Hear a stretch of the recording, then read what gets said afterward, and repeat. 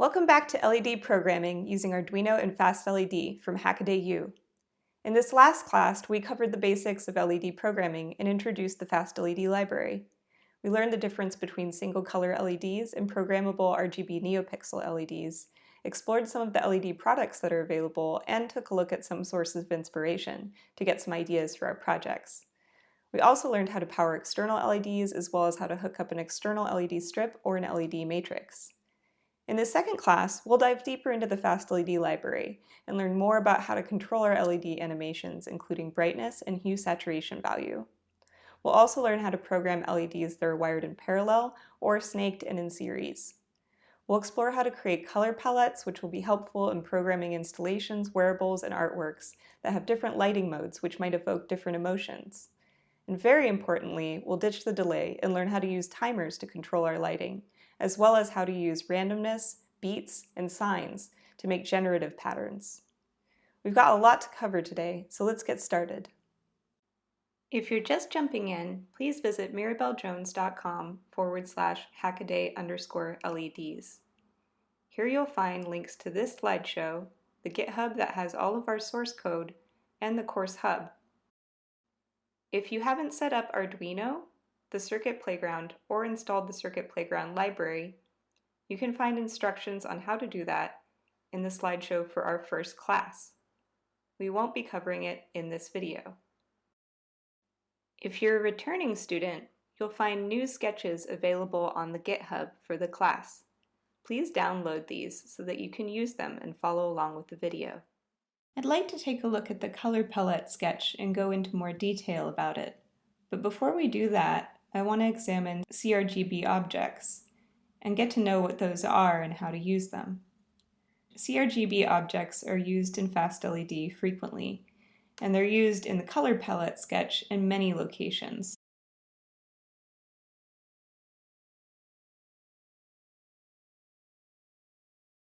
The Fast LED reference has a CRGB struct reference listed, but this still might be a bit complicated to understand.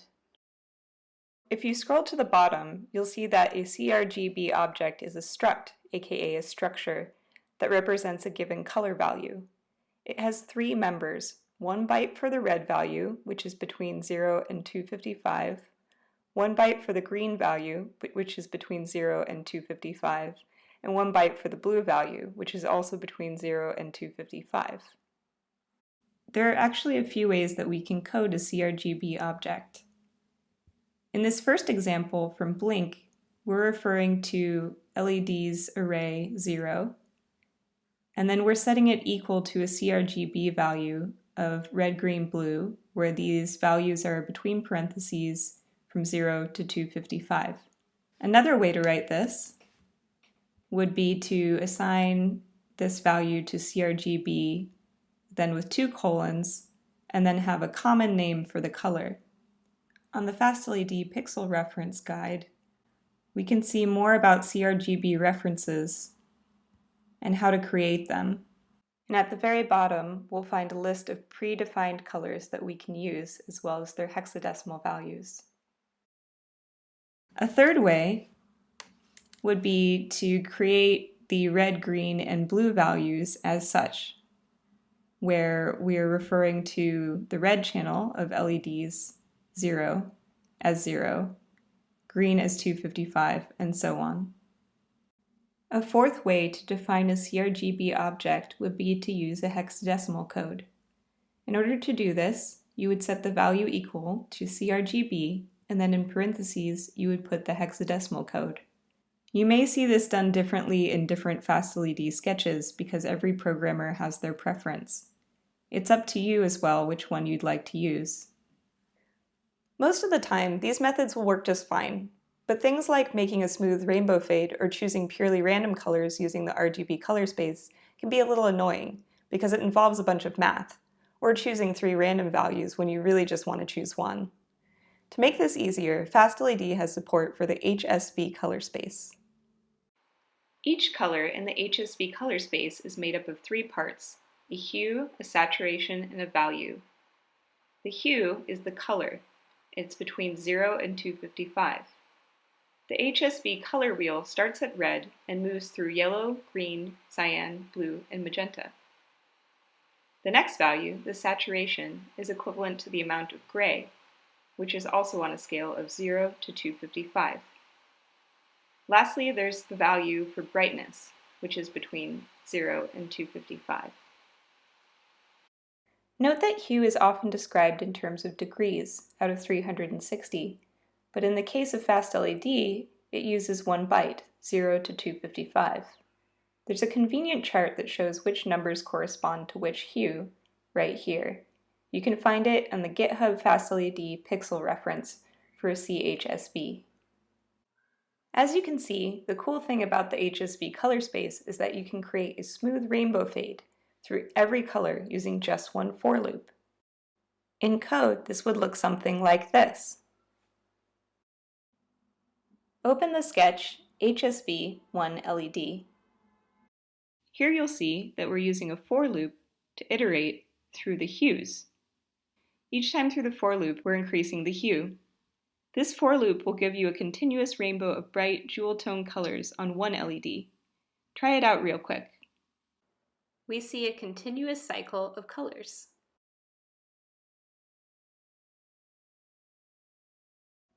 As a challenge, what change would you have to make to the code in order to get all of the onboard LEDs to exhibit the same rainbow pattern? This was a difficult problem to solve, so if you weren't able to do it, don't feel too bad. The solution can be found in the sketch HSV All LEDs.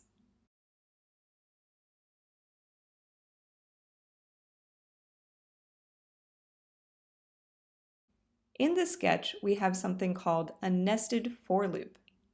So if you remember from before, the way that we set all of our LEDs to a certain color was to use a for loop. We still include that in our sketch, right here. So at this part of the sketch, lines 20 through 22, we're starting at LED 0, and while the LED is less than our number of LEDs, we're going to go from one LED to the next. We're going to increment. Then, for that specific LED, we're going to change the CHSV value to I, 255, and 255. And you may be wondering, what is I? Well, that's where the other for loop comes in. Outside of this for loop, we have a for loop for changing our hue. So this is saying, while int I equals 0, and I is less than 256 because we can have up to 255 hues, go through each hue. In plain terms, this is saying, for each color, step through the LEDs and set them each to the color. Then show the pattern and delay, then repeat for the next color. Upload the sketch and give this a try.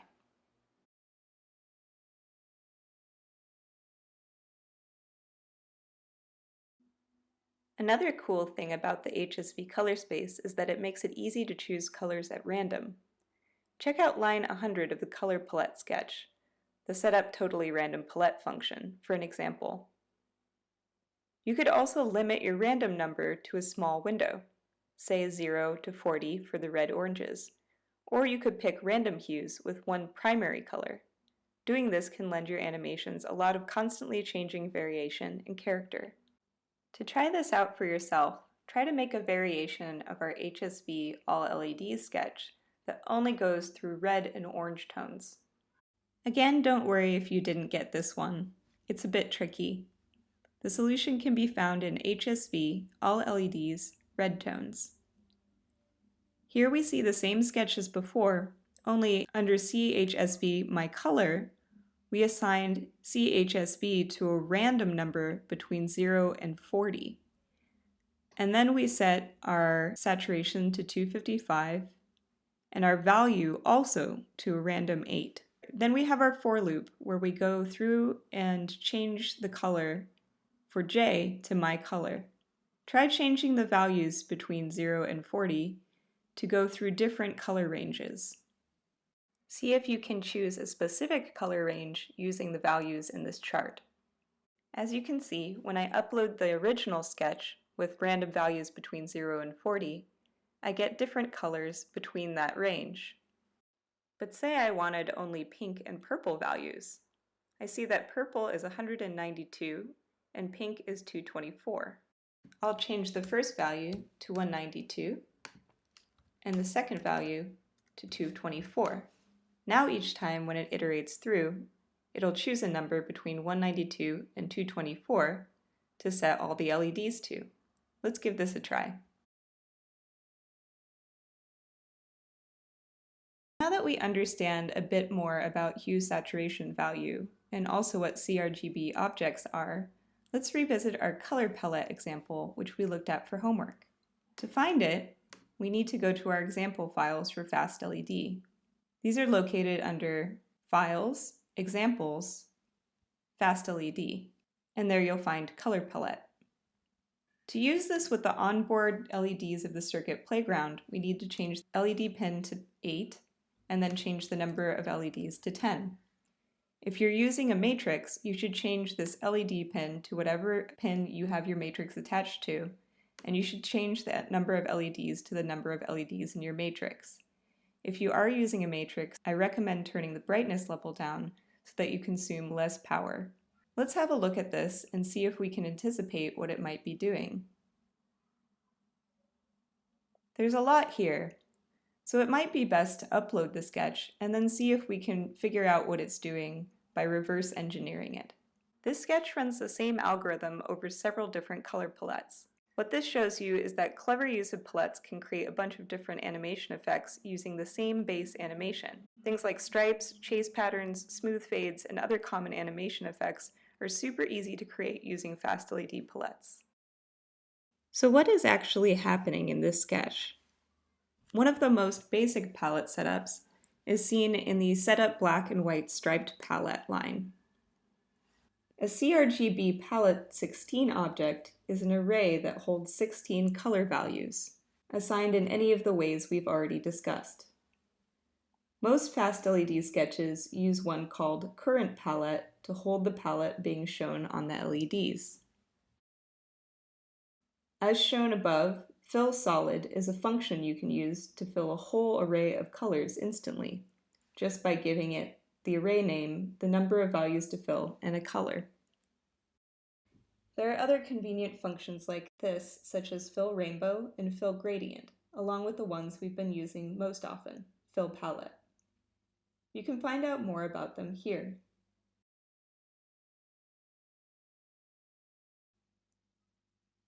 But as shown, the bottom line here is that we're creating a black and white striped color palette by setting the whole palette to black and then adding 4 spots of white. Depending on the length of the strip, these will either be single dots or wide stripes. The perceived size of each of the 16 colors in the palette always depends on the total size of the LED's array. Another commonly used pattern lets us store our palettes in flash memory instead of RAM. This is important because many microcontrollers have a lot of flash memory but very little storage space for programs in RAM. In Color Palette, we see this line, Extern CRGB Palette 16, and then we see the name of the palette. This defines a space to hold the palette.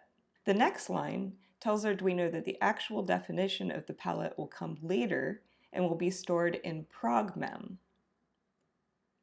Then if we scroll down, we'll see the definition of our palette. Here it is. So this is the actual definition of our palette. It defines the 16 colors down below, and then it stores it in memory. Like we said before, all this const extern prog.mem stuff is ugly and a little confusing, but you can just cut and paste this pattern from the examples 99% of the time. Next, let's talk about how we actually fill our LEDs using these palettes. If you go to the top of the sketch, right above where we have the extern and prog.mem lines we just mentioned, we see the normal definition for a color palette.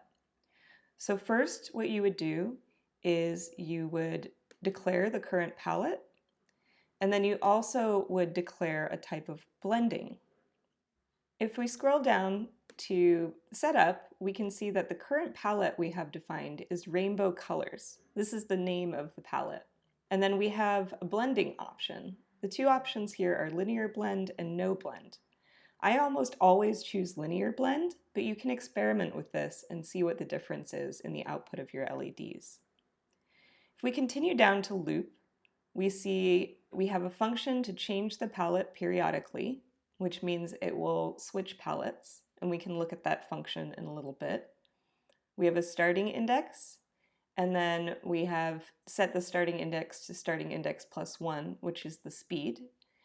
And then this is the normal way to fill colors. Fill LEDs from palette colors, start index. And then if we go down to fill LEDs from palette colors, we see how that actually works. So we have, again, our for loop, and then that goes throughout the number of LEDs that we have. And then it chooses a color from the palette. As above, you'll be cutting and pasting this over and over as you work with FastLED. The main tweak points here are the animation update speed, shown as updates per second. And we'll have a look at this and a better way to do this that uses timers later. The motion speed, which in this case is start index +1. You can change the +1 shown to larger values to cause faster movement, or to 0 to freeze the strip's movement. Then we have a color index. If you comment out the color index +=3, you can apply the palette to the entire strip at once, rather than spreading it across the strip in the usual moving sliding effect.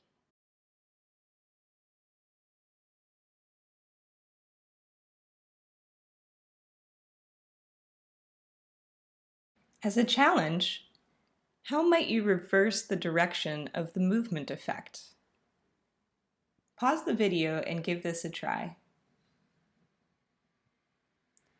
The solution could be to change the start index to 255. And then instead of moving forward, we want to move backward. So we change this to -1. Let's upload this and see how it looks. Sure enough, we see that our LEDs are moving in the reverse direction.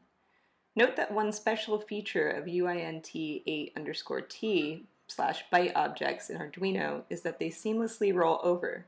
255 + 1 resolves to 0, and 0 - 1 resolves to 255. This is not something you can count on with signed values like ints or floats, but it's super useful when doing color math, since almost everything to do with colors is defined internally as a byte. Double bonus, how might you make the effect go back and forth, changing direction every time? At this point, let's take a minute to experiment with the sketch as given. Try changing some of the colors in the palettes, tweaking the values we just talked about in the loop and fill LEDs from palette colors functions, and changing the brightness and updates per second variable to see what they do. Upload the sketch between each change to get a feel for how your changes affect the animation. If you finish too quickly, try to figure out the answer to the double secret bonus question above. Earlier we mentioned that there's issues with using the delay function for timing. And we also mentioned we'd present some alternatives. Two of these are every n milliseconds and n blend palette towards palette. You might have noticed that the transitions of different palettes in the color palette sketch are abrupt and a bit ugly. FastLED provides a better way, as shown in this example, color palette transitions. In this example, you'll define two palette arrays, current palette and a target palette.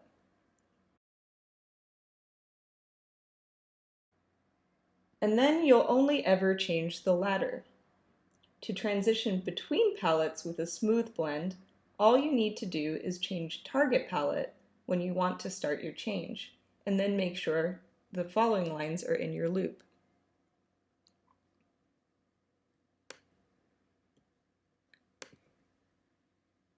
The every n milliseconds control construct comes in handy in FastLED. I always recommend using it, or the millis timers, which we'll be discussing shortly, instead of delays, because delays block, which means they stop the Arduino from processing code. while they finish. 99.9% of the time, this is not what you want, because you typically want to be reading sensors or writing output or doing literally anything else while your lights are updating. You can use every n milliseconds or a millis timer instead to ensure that your Arduino is always working for you. Try to upload this sketch and see how it functions differently. We can see our color palettes blend one to another smoothly. And if we wanted to add in some other interactivity, say a sensor or another output like a servo, we could do that at the same time without worrying about ruining our LED timing. Another useful blending and timing technique can be found in the sketch Palette Crossfade. In this sketch, we see the same setup for our current palette and our target palette. Then, on line 46, we see the call to change the palette periodically. On line 57 and 58, we see N blend palette towards palette.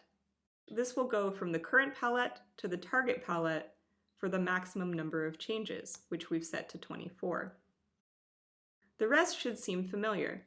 We're filling the LEDs from the palette colors at the starting index, and then we're iterating through our number of LEDs to change the color.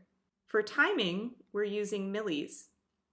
If you look under Change Palette Periodically, we're using a timer in order to change the colors. There's another very useful type of color palette I'd like to show you, gradient palettes.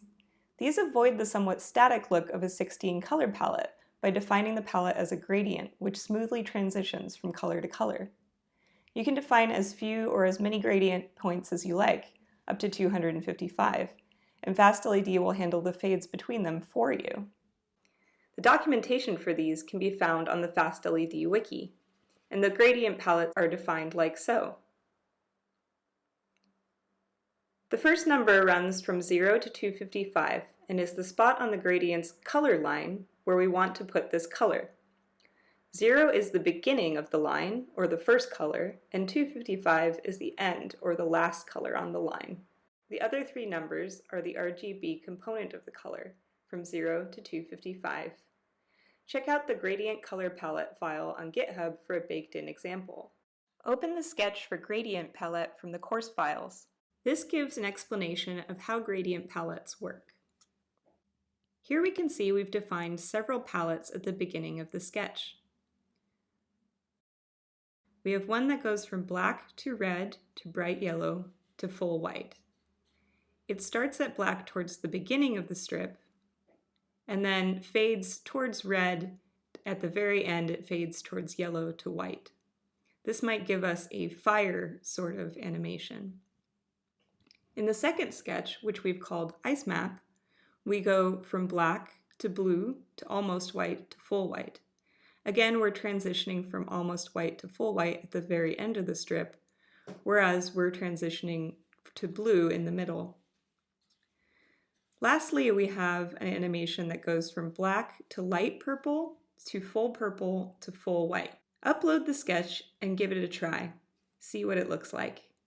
You can try changing the different colors and changing the timing in order to experiment and really learn how this sketch works. Here we see the transition between the first palette and the second palette in our playlist. I bet you're wondering how you can define these palettes for yourself and create your own colorful gradients. Luckily, there's a tool called Palette Knife that you can use to grab already formatted color palettes from an open palette repository called CPT City. You can find it at the following URLs.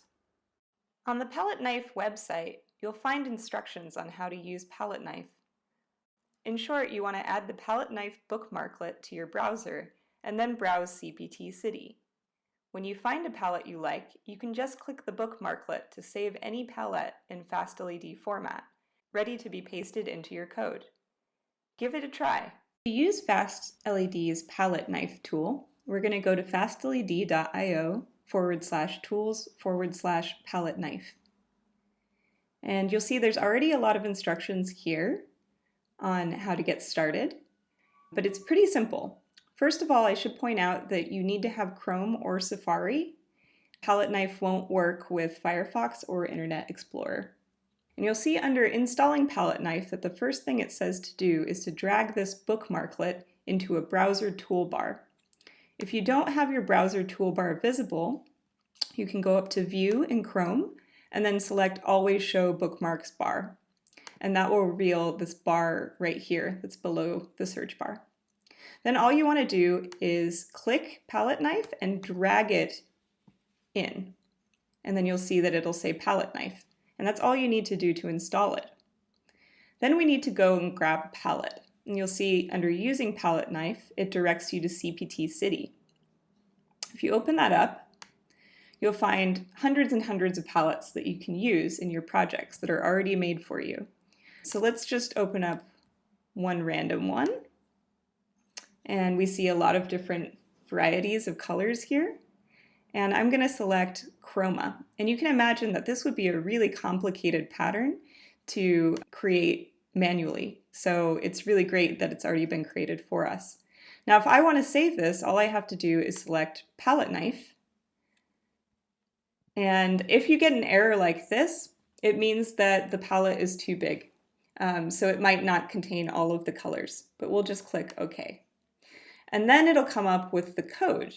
And we can copy and paste this code directly into our Arduino sketch in order to use this palette. So I'm going to click OK after I copy this code. Now when I go back to my gradient palette sketch, I can paste the code to define a new gradient palette. As you can see, this is a big one and it didn't get all of the values, but that's okay. As we mentioned before, it can save up to 255, and after that it won't work. So it's already defined this palette and named it as chroma_GP. So if I want to use it, what I'll do is I'll copy that, and then I can add it to my playlist or include it anywhere in my sketch. So here I can include this in my playlist and say instead of going from heat map, I want to go to my new palette. I can just copy and paste that in here. And so now it will blend towards this palette before it goes to ice map. And I can also replace that here as well. So now instead of seeing the heat map animation, I will see my chroma animation. Give this a try and play around with copying and pasting different palettes into your sketch. CPT City has tons and tons of palettes that you can just grab using the palette knife. But what if you want a very particular palette? And in fact, you want to design your own palette? Well, there's a tool online called angrytools.com Gradient Generator. And you can get to it at angrytools.com/gradient. Here you'll see that there's a gradient generator that has a GUI with a color box, and also it has different orientations. And you can combine these in addition with the rotation tool to create a very specific gradient. So say I wanted to have a gradient that was made up of purple and blue hues. So what I would do is I would start by selecting a purple tone that I liked, and that would be at one end of the gradient. And you can see a preview of it here and then the mixer here. I can use these sliders to change that first value and where it is in the map. And I can also do that with the last value.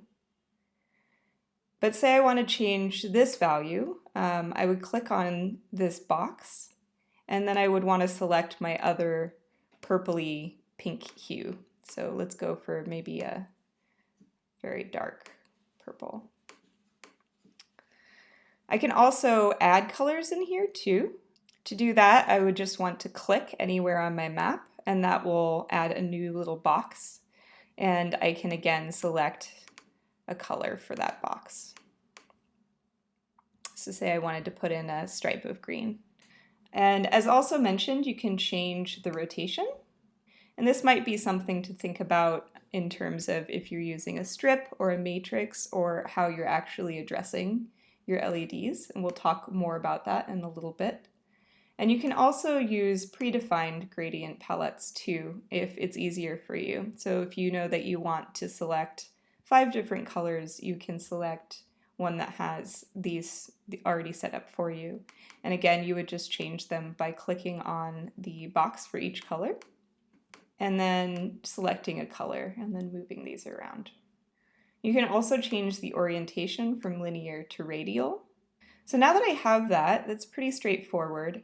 But what isn't straightforward is how to bring this into FastLED, because you'll already see that if we look down to where the code is generated, this is all very useful if we want to use this in graphic design, but it's a little trickier to bring it into that gradient format that we saw earlier.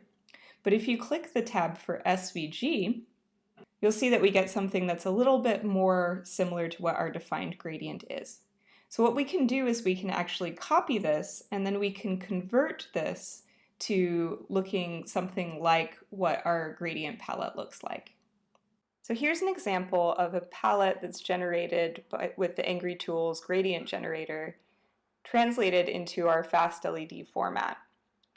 The trick here is to look at the stop offset percentage, and we want to convert that to a value that's from 0 to 255.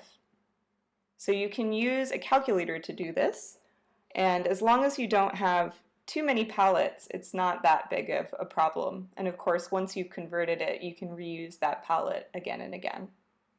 If you have more than a few palettes, it quickly becomes annoying to change them using simple functions like the examples we've used so far. And what if you want to pick palettes at random? There has to be a better way. Fortunately, there is. Take a look at our Color Waves with Palettes sketch. If we scroll down to the very bottom of the sketch, we'll see our gradient palette playlist. This is below all of our gradient palettes, so scroll all the way down. And towards the very end, you'll see this line, const tprog mem RGB gradient palette pointer G gradient palettes. And what this is this is an array that is holding all of our gradient palettes. So all of the palettes that we've defined up here are in this playlist. At the very bottom of the sketch, we see a line that actually cleverly counts all of our playlist objects for us so that we don't have to worry about keeping track of how many we have. If we jump to the top of the sketch, we'll see how this works. We'll see that we start our sketch by giving a forward declaration of an array of CPT city gradient palettes and a count of how many there are. It also mentions that the color palette definitions are at the bottom of the file, which is what we just saw. We then see that below this, that we have a variable that's storing the current palette number for our playlist. And then we see two more lines, current palette and target palette, which are familiar to us. So in short, you've got an array of palettes, a G palette number variable that holds which palette you're on, and the usual current palette and target palette variables. Then to change palettes, all you've got to do is put this in your loop, the every n seconds transition, which we've seen before. You might wonder in the every n seconds function what this add mod 8 is doing in here. What the add mod 8 function does is it adds 1 to the current palette number, rolling over if it ever exceeds the total number of palettes. This function can be super useful, so remember it. Same with every n seconds, which is a lovely companion to the every n milliseconds that we've seen before. Then the last line above just sets the target palette to the new palette number in the array. And then we use n blend palette towards palette to take care of the rest. I use these palette playlists constantly because once you have more than a handful of palettes, it gets annoying to refer to them by name. This way, you've only ever got one array name to deal with. If you really want to name them, you can always use a define to give a shorter name to the array index and where they live, and then you can access them more easily while still retaining the benefits of a playlist. If you're wondering what using a define and then assigning a name to your palette might look like, here's an example of how this might appear in code.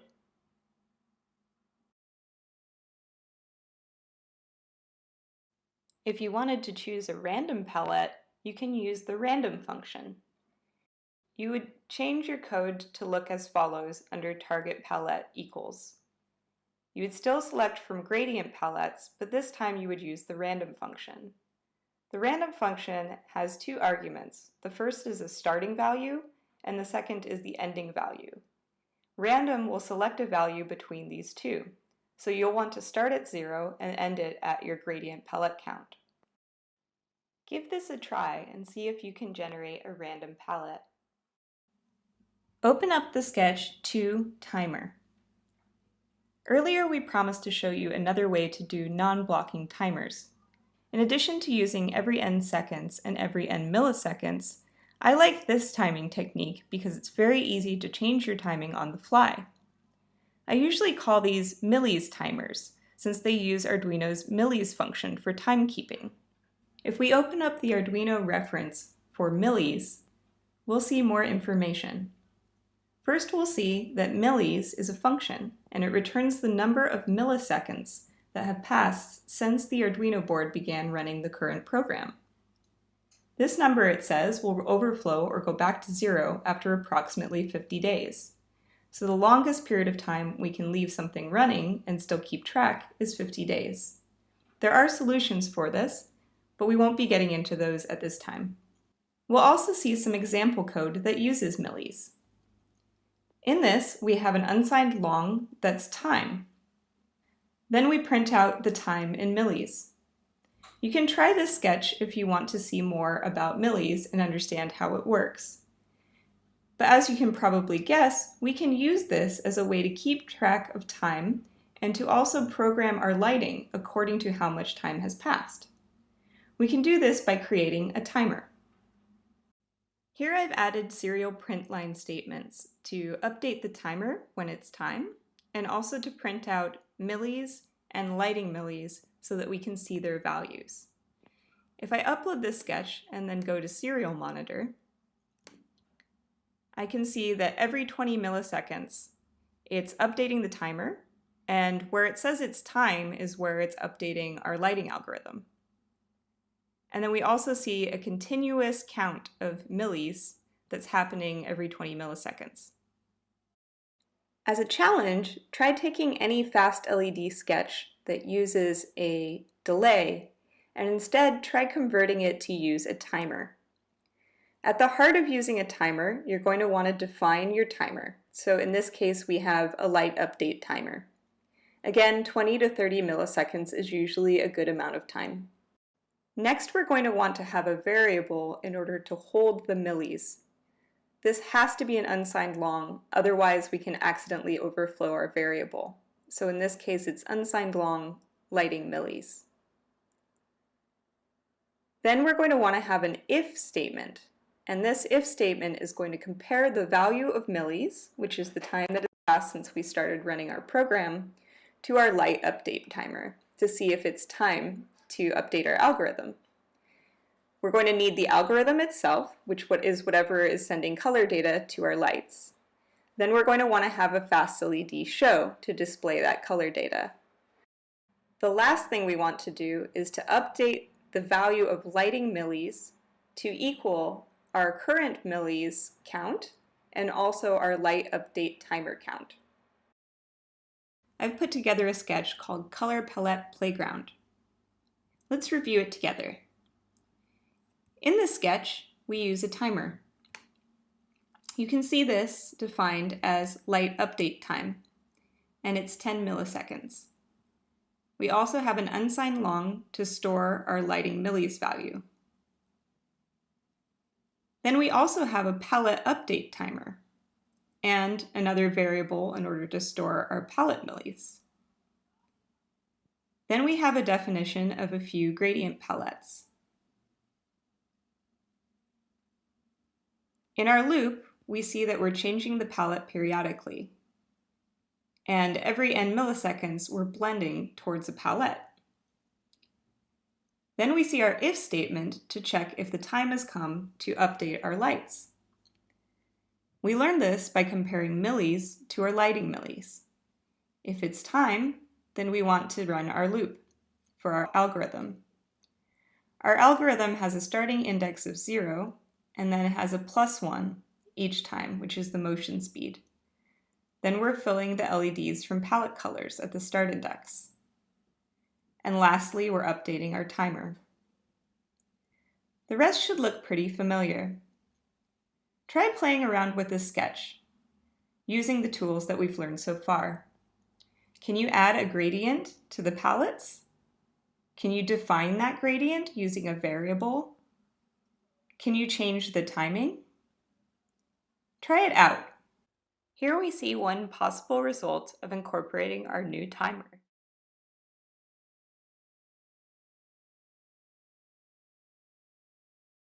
At this point, we've learned to draw flowing color palettes across our strip in two directions with variable speed, along with drawing them across the whole strip at once. The Demo 100 file in the Fast LED Examples directory has some examples of simple patterns that you can use in your animations. You can find it in Arduino under File, Examples, Fast LED, Demo Reel 100. Let's have a look at it. First off, you'll notice that Mark is using an animation palette trick similar to what we did earlier with the color palettes. You can see this down below, where it says List of patterns to cycle through. Each is defined as a separate function. So here we have the following patterns: rainbow, rainbow with glitter, confetti, Cylon, juggle, and BPM. By now you should get the idea here. The only confusing thing is this. Type def void, and then there's a pointer to simple pattern list, which is an array. What this is doing is creating a type definition that equates to an array of pointers to functions. It's a bit ugly, but you can just copy and paste it anytime you need to create an array that holds Arduino functions. Then you can use it the same way that we used our palette array, by defining an array and the size of in order to understand what the size of the array is. You can see this on line 62, where we see define array size A, size of A, divided by size of A, and then in brackets we have 0. This is also a little ugly, but it's necessary in order to step through each of the array of functions. What this is saying is that each function pointer is the size of the array divided by the size of the first element in the array. Once we've got this, we can create a next pattern function, which is shown below. In this next pattern function, we're adding 1 to the current pattern number and then wrapping around right at the end. Many of the animation functions here are pretty easy to understand, especially if you poke around with them. But I'd like to explain a couple of things because they're useful when you want to create your own animations. The first one is fade to black. This is an extremely useful function that fades an LEDs array of num LEDs by, in this case, 10 steps. You can use this to create breathing effects, starlight twinkles, and a million other fun LED effects. But how to fade back up? It's easy if you're using HSV colors. Can you think of how to do it? In answer to the previous question, we can use a fade up loop by using a nested for loop, which we've seen before. We'll want to use a maximize brightness function, like so. I wrote this function quickly as an example, but the truth is that I didn't really like it because it has a fast LED show and a delay inside of the animation loop. Like I mentioned earlier, this is fine for demos and examples, but it's better to try to use millis timers to ensure that you only run fast LED show once. And it's always best to avoid the delay function. Check out the Demo Reel 100 file in our GitHub for an example fade up function that's a little more difficult to understand, but eliminates this issue.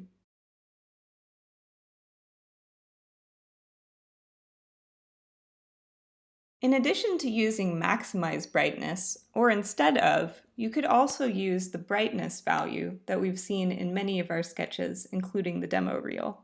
This is set with the function fastled set brightness, and then is used with the brightness variable to control the master brightness. Another interesting aspect that we see in both Cylon and our BPM functions is a beat sign. You can see that on line 102 of Sinlon. And also you can see it on line 111 of BPM. And you might be wondering, what is this beats per minute or beat sign? What does that mean? In Sinlon, we see that our position is being assigned to beat sign 16. And that has a 13, a 0, and a num LEDs minus 1. The best way to think of this, and its 8-bit wave cousin beat sign 8, which we see in BPM, is that it works like so. It gives a beats per minute, a minimum value, and then also a maximum value. The beats function creates a sine wave pattern that runs from a minimum value to a maximum value, and then returns to the minimum value beats per minute times a minute. This is really useful because sine waves tend to feel natural and alive when you use them in animations. This example uses the sine wave to determine the position of LED that's being lit, but you can also use sine waves to choose colors or change animation speeds and other parameters. Playing around with these can create a ton of cool animation effects. There are some other waves you can use too, not just sine waves.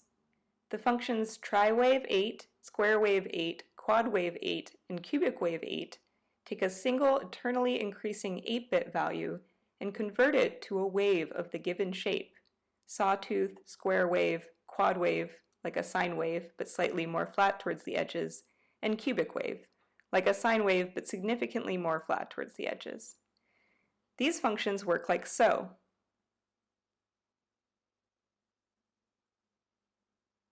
What this does is give you a cubic wave that you can then use to grab a CHSV color.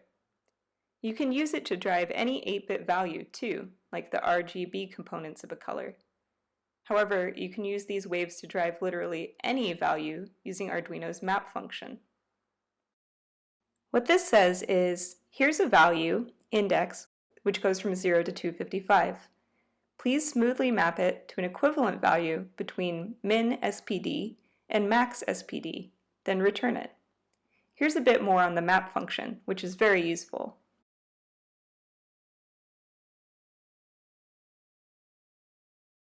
Using it as above will give you a cubic wave driven value that runs from 100 to 1000 and back. You can time how fast the wave moves by using a millis timer, as we explained above.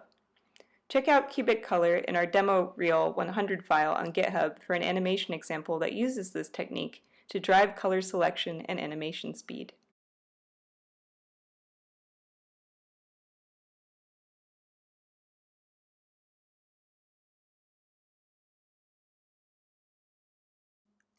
One cool thing about this technique is that the beat sign 16 and beat sign 8 functions can react badly if you change their parameters while the wave is running.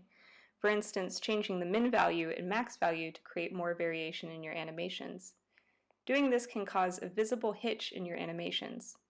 There's a trick you can use to get around this. Basically changing your max value when the wave is at the min and your min when it's at the max. But there's an easier way with the map function. Because we're always getting one consistent value from the wave and then mapping it to another one, you can change the range you're mapping to all day long and your animations will look smooth as butter. No more worrying over complicated for loops to increment and decrement your animation parameters. Now you're in control. At this point, let's step through the process of creating our own animations from scratch. We'll be building two commonly used animations: a chase, where one light moves through a darkened strip, and a theater chase, the opposite, where one dark pixel moves through a lit strip. I like to start by thinking through exactly what each pixel needs to do when Arduino boots up. Then I put that code in setup, so that the strip always starts where it needs to be. For a traditional chase, LEDs 0 needs to be set to a color, and the rest of the LEDs need to be set to black. In this sketch, to chase part 1, we've set up our basic LED code. The includes, defines, and CRGB LEDs, num LEDs lines at the top of demo reel or color palette playground. And then we've added the following to the setup as per usual. We're including fast LED add LEDs, and we're setting the brightness. We're also using CHSV color so we can easily shift the colors of our pixels. To do this, we need a hue variable to hold this in, which we've called GHue. And we also need the position of the lit pixel in our animation, which we've labeled as POS, position. Upload this sketch and see what happens. You should see that the first LED is set to red. Note that there is nothing in the loop function, and yet our sketch still works. This is because programmable LEDs hold their color value once set until they are reset or until power is removed. Quick question. What happens if we reverse the order of the fill solid and LEDs 0 equals CHSV lines? The answer is that the LED 0 will get set to red, but then the fill solid call will set it back to black. Because it all happens before fast LED show is called, you'll never even see the LED turn on. This principle, sequential operations build up to a final set of colors inside the LED's array, which are then written out to the lights using fast LED show, is the basis for making lighting algorithms in fast LED. Okay, so now we've got our starting condition, that one light is lit, and the others are static. But how do we move and clear our lights to create the chase pattern? Open up the sketch to Chase Part 2. In this sketch, we put our animation loop inside of a function called naive chase. It's always a good idea to put your animation loop inside of a function because it makes your code much more flexible and readable. If you want to change out an animation, it's as easy as changing the function call in loop. The obvious answer to our question is to use a for loop with a timer, like this.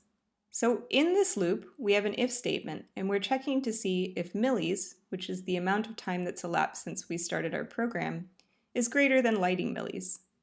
If it is, then we want to iterate through this for loop. And in this for loop, what we're doing is we're setting I to equal to the position, and then setting the LED I equal to this hue, or else we're setting it to black. Then we're increasing the position. If the position equals the number of LEDs, then we're resetting the position back to 0. Then we're shifting the color for the next time so that GHue increments. Then we're doing a fast LED show call. Lastly, we're updating our timer. Then the only thing that goes into loop is the call to our naive chase. Upload this code and give it a try. There's nothing really wrong with this approach. It totally works. However, I'll tell you a secret. This kind of animation is inefficient. You won't notice with 10 LEDs, but when you have a room full of 1,500 LEDs, you may really notice. The solution is to rethink our algorithms to avoid for loops when possible. The exceptions are simple loops, which step through the LEDs to set colors, such as in Demo Reel 100's cubic color, or color palettes fill LEDs from palette colors. There's not really a more efficient way to make those kinds of loops. But whenever you've got a position to keep track of, the technique used in Demo Reel 100 Cylon or juggling functions is better. In short, think of what you need to do to your position at each step through your loop, along with what you need to do to the other LEDs as related to that position. Then you can try to eliminate the for loop. In this case, what's the minimum thing we need to do every time through the loop, starting from the position and setup? Well, we need to light the LED at position, right? And we need to black out all the other LEDs so that it's always the only one lit. But here's the trick. We know that there's only one LED which was lit last time. We know which one it was. It's the LED before our position, or position -1. The only thing we need to remember is that we can't access positions outside our array, which means that there's a special case when the position is 0. Then we need to clear the last LED in the array instead of clearing a non-existent pixel at LEDs -1. If we revise our algorithm, it will look more like this. Open up to Chase, Smarter Chase. Here we have our Smarter Chase. And what we're doing is that we're clearing the position -1 if the position is less than 0. Believe it or not, this one change makes our algorithm run almost 10 times faster because we've replaced a for loop with 10 iterations with just one iteration that does a similar amount of work. Like I said above, you won't notice this when working with a few LEDs. So if this way of thinking drives you nuts, don't worry about it. But I think you'll really benefit from learning to convert for-loop animations to single iteration animations when possible. One last tip. Be sure to lean on FastLED's built-in functions. They're built to be super efficient and fast, and they take care of a lot of things you need to do on a daily basis with FastLED. The truth is, there's a super easy way to achieve this effect. We can use fade to black by to take care of clearing away the LEDs. You can find this in 2 Chase Smartest Chase. There's a reason I used fade to black rather than fill solid for this. If you tune your fade by value along with your update speed, you can create a cool fading trail that follows your lit LED.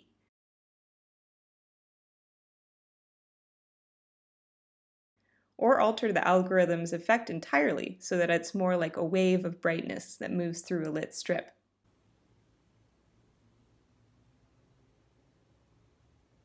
The trail effect is tough to spot on only 10 LEDs, but it looks especially neat on a long strip, more like a comet that sweeps through the strip rather than a single moving LED.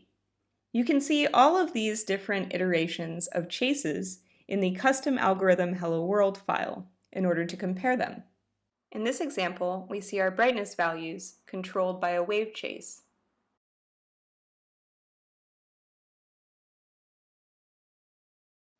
In this example, we can see the trail that I was speaking of earlier.